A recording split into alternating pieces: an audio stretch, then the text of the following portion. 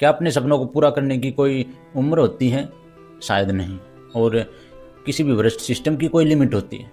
शायद वो भी नहीं होती। लेकिन इतना है कि एक भ्रष्ट सिस्टम किसी के भी बरसों पुराने सपने को एक झटके में तोड़ सकता है।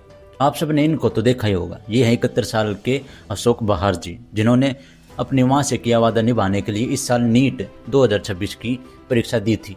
लेकिन पेपर लीक के काले सच ने इनका और देश के कई लाख युवाओं का सपना एक पल में तोड़ दिया।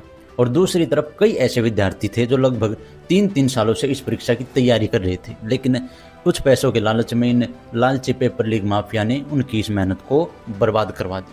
वैसे मेहनत तो बर्बाद नहीं हुई, लेकिन उनका जो कॉन्फिडेंस था, उनका मनोबल था, वो जरूर टूटा होगा। क्योंकि परीक्षा तो अभी हो जाएगी, जून में दोबारा रीशेड्यूल की है, वो हो जाएगी। लेकिन जब मेहनत और काबिलियत की जगह भ्रष्टाचार ले लेगा तो देश का हेल्थ केयर सिस्टम खराब हो जाएगा। क्योंकि ये सभी विद्यार्थी डॉक्टर या फिर मेडिकल लाइन में जाने वाले थे, उनका तो इस शिक्षा व्यवस्था से भरोसा ही उठ जाएगा।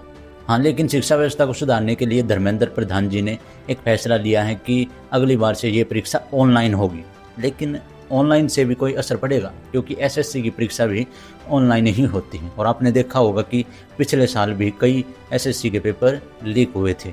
तो दोस्तों, कुल मिलाकर बात यह है कि जब तक इन पेपर लीक माफियाओं की रीढ़ की हड्डी नहीं तोड़ी जाएगी ना, तब तक ईमानदार और मेहनत करने वाले छात्रों के सपने यूं ही नीलाम होते रहेंगे। तो सरकार को इसके लिए कुछ ठोस कदम उठाने ही चाहिए।